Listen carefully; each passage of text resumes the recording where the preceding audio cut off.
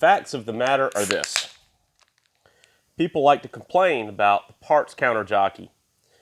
They say the same old memes that are all over the internet. You need windshield wipers? Is that an automatic or manual transmission? Listen, that guy's not the problem. You know as well as I do, he is just looking at the computer screen to look up your parts. The days of a guy in a store that knows about cars looking at a book to get your parts are over. Not coming back. Now you got guys in there that may be car enthusiasts, but probably not. To them, this is just a minimum wage job. And to look your part up, they have to fill in all the little blanks on their computer screen before they can figure out what starter fits your small block Chevrolet. The reality is, every major part supplier now has their entire catalog online for you to look at. So you can go online and look up all the part numbers you need yourself. So when you get the wrong part from the local parts house, it's not the guy at the counter's problem. It's yours because you didn't look them up in the first place. But listen, when you're working on the kind of cars that I like to work on, and a lot of you guys like to work on, we're not looking for the usual over-the-counter garbage. Okay, yeah, we're going to go there and get a basic starter, water pump, spark plugs, but are you going to go there to buy, a new performance carburetor? Maybe, probably not. Are you going to go there to order your camshaft? No, you're probably going to go online and get that from an online parts source that sells speed parts. Particularly if you got something that is hard to find speed parts for. You might have an older British car. You're certainly not going to buy a hot camshaft for an MG Midget from the local parts shop. So where do you got to go if you're going to find car parts? There's lots of places. I already told you that I found this car on Craigslist. That's where I find all of my cars. But, things are changing and everything's moving over to Facebook Marketplace. I haven't gone over there yet, mostly because I'm pretty lazy.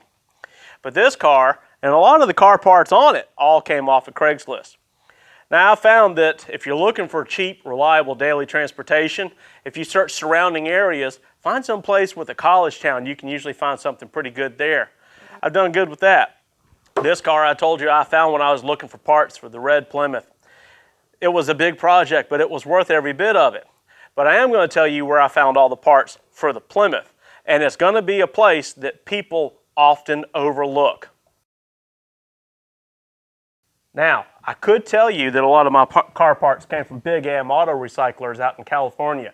And that would only be a little bit true because very few parts did come from John Fowley out there at Big Am. He's a great guy. You should buy parts from him. If you've got a Ford Look Era Chrysler product, he's your contact. But it came from eBay. I got lots and lots of parts from eBay. You don't believe me? eBay. eBay, eBay, eBay, eBay, eBay. eBay. eBay. eBay. Let's talk a little bit about car buddies and junkyards. Junkyards are a great place to go to find car parts, even for antiques like this. Because in a junkyard, you can go and find neat interior parts in late model cars to make your antique car better if you're not afraid to modify them. The rear console and the front cup holders in this car, the little 12-volt outlets, all that stuff came out of late model cars and junkyards, mostly Saturns. Now, if you're a Saturn guy, I'm going to offend you. I really don't know of a good use for a Saturn except to take parts out of it for a project car. They're kind of strange Opals that didn't grow upright. But here in the United States, we also had cars that weren't Saturns. So why drive one? Anyway, junkyards can be a great place to get parts. And of course, everybody knows that you can pull a 5.3 out of a Silverado and you can put a Chinese turbo on it and make 1,500 horsepower all day long. The internet's proven that. And there's lots of car guy videos out there that'll tell you how to do it. Listen, I'm not about high horsepower dyno numbers at this shop. I'm about reliable transportation, and I'm about hot rods that are fun and going to make power, but you can depend on it to drive it cross country on Power Tour. Your junkyard 5.3 with a Chinese turbo, that's probably not the thing you want to drive cross country. But junkyards can still be great places to find parts. Late model wheels, 8.8 inch axles. They're all over the place in junkyards. Traditional small block Fords, they're still in the junkyards. You can find them all day long. Overdrive transmissions. You want a 700 transmission, a 4L60? Yeah, I know, it's kind of like a grenade with the pin pulled out. But if you're not putting 700 horsepower through it, it'll probably hold up for your street car. 4L80s are in the junkyard too. Ford overdrive transmissions. All these things are out there. And don't be afraid to look at foreign cars. They're expensive to own, expensive to operate, but things like Mercedes and BMWs and Audis and things like that, you can get really neat little interior bits to put on your car to make them better. It's going to take some fiddling to get there, and sometimes you're trying to bolt a metric part onto an SAE car, but you can get there. The other thing is your car buddies. Now listen, if you're in this hobby and you don't have a car guy buddy, you are missing out the best part of this hobby. You got to go out and make a car guy buddy.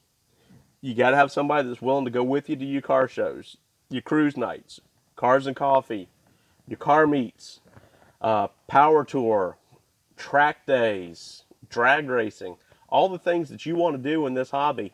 You need to have a buddy that's willing to go with you. First of all, to share the fun. Second of all, to push you back when you break down, because you're going to break down in this hobby. This particular car, a lot of the stuff in it, I was able to build cheap because car buddies were getting rid of parts from their projects. The seats in this car, the gauges, the transmission, some of the underhood bits, all were leftover parts from other buddies' projects that I got from them either free or cheap because they were junk to them. They'd taken them out of a car and they were taking up space in their garage. I'm the same way. I've got stuff piled up in the corner that I probably need to get rid of. And my car guy buddies are probably going to benefit from some of the stuff that I'm stocking up that I'm never going to end up using. But since I've got car guy buddies, I've got guys that are probably going to want to take a transmission off my hand or an engine off my hand.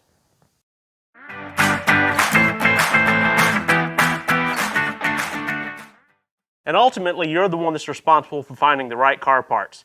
It doesn't matter if you're buying them online from Craigslist or eBay or Facebook Marketplace. It doesn't matter if you're going to an auto parts store to get your parts. If you're going to a swap meet, and you should, because swap meets are a heck of a lot of fun, you're the one that's responsible for finding the right car parts.